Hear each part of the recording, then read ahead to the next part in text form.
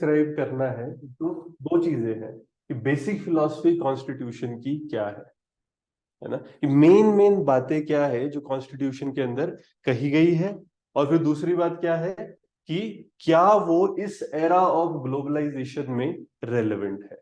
ठीक है, हमारे क्या हो रहा है, ग्लोबलाइजेशन है, वैश्वीकरण है, क्या वैश्वीकरण के युग में भी ये प्रासंगिक है या नहीं है, इस चीज को हमने आंसर करना है।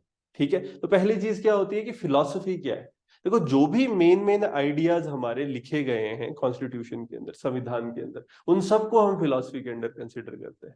क्या क्या है, सॉवरेन है ना, सॉवरेन क्या होता है, हम संप्रभु है ना, हम सेल्फ गवर्निंग है, हम इंडिपेंडेंट है, हम अपने हिसाब से डिसीजंस खुद ले सकते हैं। तो स्टार्टिंग में इन्हीं चीजों को डिफाइन करना था। आप एग्जांपल्स डाल सकते हो, चीजें बता सकते हो, क्या है सॉवरेन। फिर सोशलिस्ट, क्या हम समाजवादी है ना, समाजवाद में हम क्या बात कर रहे होते हैं, हम इंश्योर करेंगे सोशल वेलफेयर, कि सब लोगों का कल्याण हो, और हम ये इंश्योर करें कि लोगों का एक्सप्लॉयटेशन ना हो।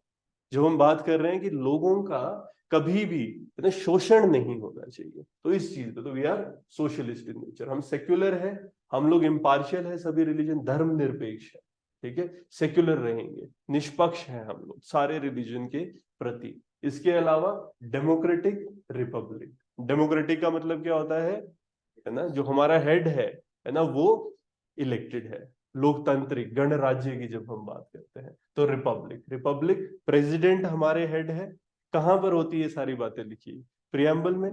प्रियम्बल क्या है, बेसिक फिलॉसफी है कॉन्स्टिट्यूशन की, जो भी मेन है ना, जो जैसे हम शब्दों की बात कर रहे होते हैं, प्रियम्बल का एक एक शब्द लास्ट में लिखा गया वो फिलॉसफी को रिप्रेजेंट करता है। तो जब भी फिलॉसफी वाले क्वेश्चंस आएंगे, फिलोसफिकल मूरिंग्स क्या है, ठीक है, वहां पर ये बेसिक जो हमारे शब्द हम प्रियम्बल में यूज करते हैं, आप उन सबको एक्सप्लेन कर सकते हो। प्रियम्बल में लिखा है जस्टिस, लिबर्टी, इक्वालिटी, फ्रेटर्निटी। ठीक है, जस्टिस में हम क्या बात कर रहे हैं कि सोशल, इकोनॉमिक, पॉलिटिकल जस्टिस, हर सिटीजन को, हर नागरिक को सामाजिक, आर्थिक और राजनीतिक न्याय मिलेगा। ठीक है, जस्टिस मिलेगा। फिर हम बात करते हैं लिबर्टी की, है ना। लिबर्टी क्या होता है कि सबको फ्रीडम है, thought expression, belief, faith, worship, है ना, हर इंसान को अपने विचार, अभिव्यक्ति, विश्वास, आस्था और पूजा के संबंध में स्वतंत्रता है। ठीक है ना।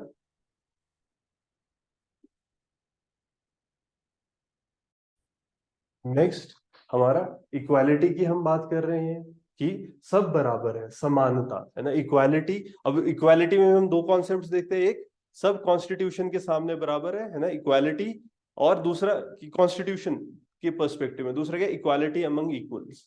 ठीक है ना, जो इक्विटी का कॉन्सेप्ट है, जहां से रिजर्वेशन डिराइव होती है ना, तो इक्वालिटी, तो यहाँ पर इक्वल स्टेटस, और दूसरा अपॉर्चुनिटीज। मेन बात यह है कि सबको बराबर अपॉर्चुनिटीज मिलेंगी, है ना, अवसर बराबर प्रदान करना, वो हम देखते हैं। इसके अलावा फ्रेटर्निटी की बात हम करते हैं कि कॉमन ब्रदरहुड होना चाहिए, है ना, ब्रदरहुड का हमारा जो भाईचारे के कॉन्सेप्ट है वो डिस्कस होते हैं, है ना।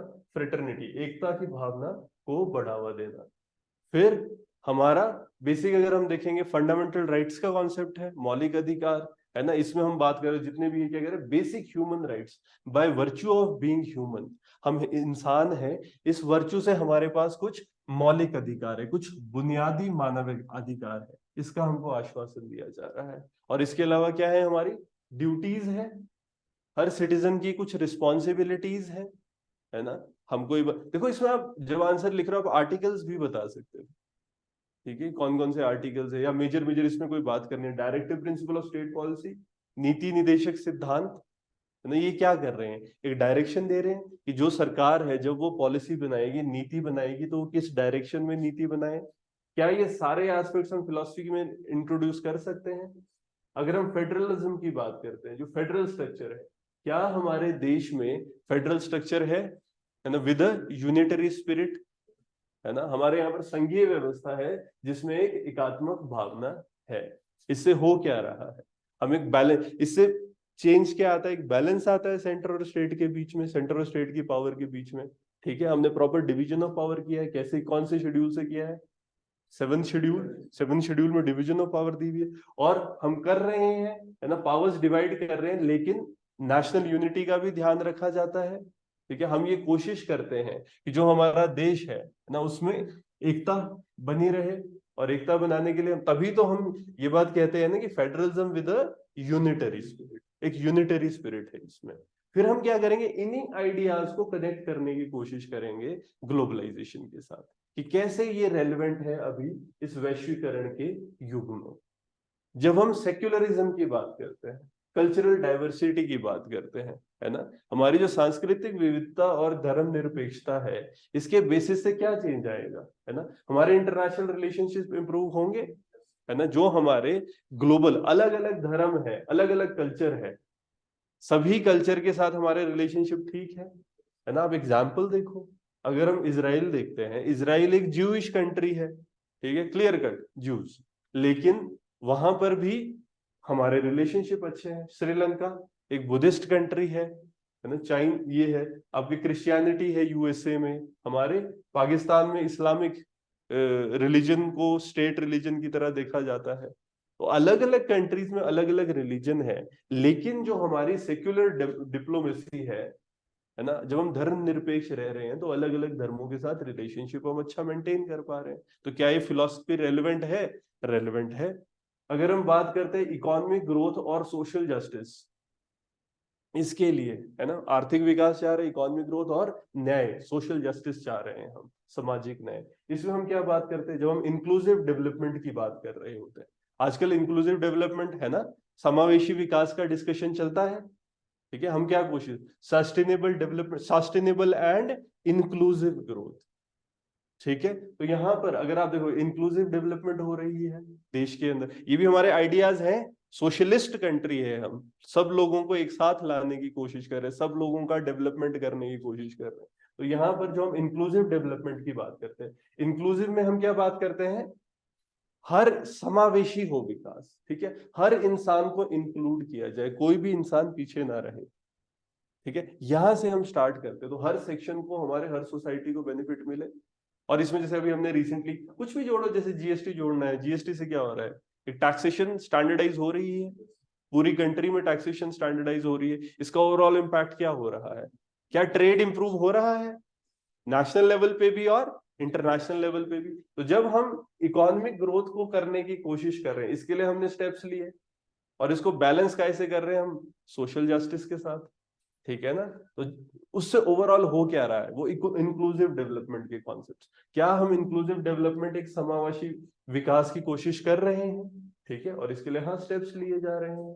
फंडामेंटल राइट्स की अगर हम बात करते हैं, मौलिक अधिकार है, इनका संरक्षण करने की कोशिश कर रहे हैं, जो हमारे ह्यूमन राइट्स है। और क्या इसमें प्रॉपर इवोल्यूशन होता रहता है, जैसे नेशनल लेवल, इंटरनेशनल लेवल पे, है ना, ह्यूमन राइट्स की जो डिस्कशंस होती है ना, वहां पर जो इंटरनेशनल लेवल पे, तो जब United nation human right commission है, यूएनएचआरसी, है ना, वहां पर भी जैसे कुछ पास हो रहे हैं रेजोल्यूशंस, हम उनको भी अपनी कंट्री में, है ना, रेटिफाई करते हैं, फिर उसको फॉलो भी करते हैं। अपने ह्यूमन राइट्स की चीजों को भी तो हम अपडेट कर रहे हैं, अपने जो आइडियल्स है, तो कहीं ना कहीं जो इससे इंटरनेशनल कोलैबोरेशंस होती है ना, ह्यूमन राइट्स की प्रोटेक्शन के लिए हम लोग अपनी फौज तक भेजते हैं, ठीक है ना। तो इंटरनेशनल लेवल पे अगर आप देखोगे, तो जितने भी इंटरनेशनल ह्यूमन राइट फोरम्स है, कन्वेंशन है ना, जिसमें यूनिवर्सल ह्यूमन राइट्स की डिस्कशन होती है, हम उसमें डिस्कस कर रहे हैं, हम उसका पार्ट है,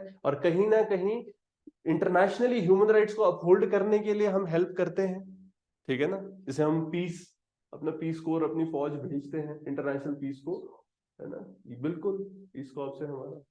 फिर इसके अलावा स्ट्रेंथनिंग डेमोक्रेसी, जब हम लोकतंत्र को मजबूत करने, एक तो डेमोक्रेटिक वैल्यूज, हम डेमोक्रेटिक है, sovereign socialist secular democratic Republic, इससे क्या हो रहा है, कहीं ना कहीं इंटरनेशनल टाइज इनहांस होती है, ग्लोबली जितनी भी डेमोक्रेटिक कंट्रीज है ना, अलग अलग कम्युनिटीज बनी हुई है, वहां पर इंटरनेशनल फोरम्स है डेमोक्रेटिक, उसमें हम पार्टिसिपेट करते हैं, है ना। By virtue of following democracy हम लोग क्या कर रहे हैं, इंटरनेशनली हमारे रिलेशनशिप्स इंप्रूव कर रहे हैं। और ग्लोबलाइज्ड वर्ल्ड में कहीं ना कहीं डेमोक्रेसी एक मेजर रोल प्ले करती है ना, रिलेशनशिप्स इंप्रूव करने।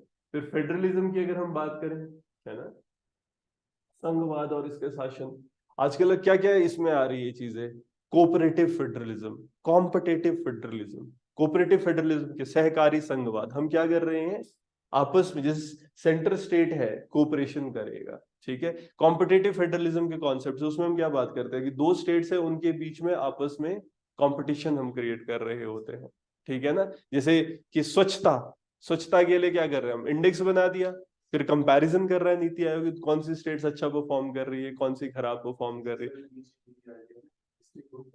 बिल्कुल, डिस्ट्रिक्ट गुड गवर्नेंस इंडेक्स है ना, उसमें हम देख रहे हैं कौन अच्छा परफॉर्म कर रहा है गुड गवर्नेंस में, और उसी में फिर जोड़ने की कोशिश करो इंटरनेशनल कोऑपरेशन को। देखो जो आइडिया होता है ना, क्योंकि लिखा क्या है, ग्लोबलाइजेशन, तो अब क्योंकि हम ग्लोबलाइज्ड, ग्लोबलाइजेशन का मतलब वैश्वीकरण, सब कनेक्टेड है, कैसे कनेक्ट करें, ये इंटरनेशनल कोऑपरेशन हमारी हो रही है ना, जहां पर फेडरल स्ट्रक्चर सिमिलर है वहां पर सिमिलर, जहां जहां पर ये फॉलो किए जा रहे हैं अथोस, एक कनेक्टिविटी आ जाती है दो कंट्रीज के बीच में, जो रिलेशनशिप्स है। और इसमें कोऑपरेटिव फेडरलिज्म ना सिर्फ विद इन द कंट्री, हम अपने नेबर्स के साथ भी कोऑपरेटिव फेडरलिज्म कर रहे हैं। अगर आप देखोगे बांग्लादेश इंडिया है, हम लोगों ने बॉर्डर एग्रीमेंट किए हैं, ठीक है ना, BBIN, बांग्लादेश, है ना, भूटान, इंडिया, नेपाल, कॉरिडोर बना रहे हैं, ठीक है।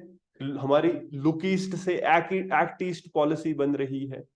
फिर ओवरऑल सोशल वेलफेयर और डेवलपमेंट की जब हम बात करते हैं, है ना, सामाजिक कल्याण और सतत विकास, वेलफेयर स्कीम्स है ना, इससे हो क्या रहा है, पहली चीज हम इंश्योर कर रहे हैं अपना इकोनॉमिक डेवलपमेंट, नरेगा, है ना, क्या कर रहा है, अनएम्प्लॉयमेंट को एड्रेस कर रहा है, ठीक है। और कहीं ना कहीं फिर ये होता है, जो चीज हम अपने कंट्री में कर रहे हैं, जैसे कोऑपरेटिव मूवमेंट, कोऑपरेटिव मूवमेंट फिर इंटरनेशनली, फिर इस एग्जांपल को और जगह पर भी यूज किया जा रहा है, बहुत जगह पर, जैसे हमने मनरेगा किया है, ये डेवलपिंग नेशंस के लिए एक मॉडल की तरह काम कर रहा है, ठीक है ना। तो सोशल वेलफेयर की जो हमारी स्कीम्स है, सस्टेनेबल डेवलपमेंट, फिर उसको और जगह भी तो हम हेल्प करते हैं ग्रोथ करने में, ठीक है। तो एग्जाम्पल्स हम यूज करें, एक सॉवरेनिटी की अगर हम बात करेंगे ग्लोबल इंटरेक्शन के साथ, जैसे इंटरनेशनल रिलेशनशिप्स है ना, तो सॉवरेनिटी कहीं ना, क्यों इंटरनेशनल लेवल पे अब क्या हो रहा है, कभी कभी इंटरनेशनल रिलेशनशिप्स को मेंटेन करने में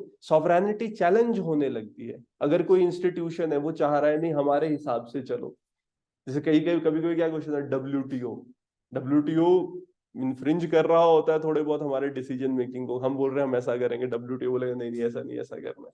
तो हमें क्या करना है, ठीक है, जैसे हम बात करें अपनी सॉवरेनिटी के लिए, नेशनल इंटरेस्ट के लिए ग्लोबल कॉपरेशन करनी जरूरी है।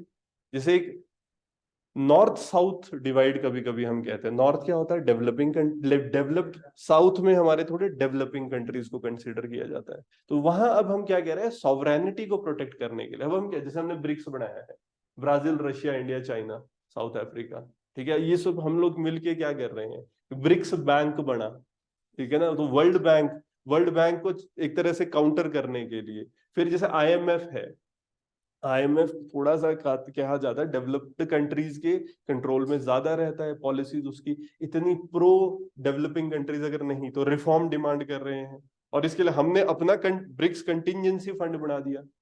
तो ग्लोबली अपनी सॉवरेनिटी को प्रोटेक्ट करना भी जरूरी हो जाता है, ठीक है। तो दोनों चीजें आप क्या करेंगे, एक वेलफेयर वाले पर्सपेक्टिव जिससे सारी डेवलपमेंट जरूरी, और दूसरा अपनी प्रोटेक्शन, ह्यूमन राइट्स, ना अपने आप को भी प्रोटेक्ट करना, बाहर वालों को भी हेल्प करना, तो दोनों पर्सपेक्टिव हम डिस्कस करेंगे। तो कहीं ना कहीं अगर हम देखेंगे जो फाउंडेशनल फिलॉसफी है हमारे संविधान की, है ना, जो बेसिक हम आइडियाज को डिस्कस करते हैं, है ना, इसमें कहीं ना कहीं ग्लोबलाइजेशन के एरा में और भी ज्यादा रेलिवेंट हो चुके हैं।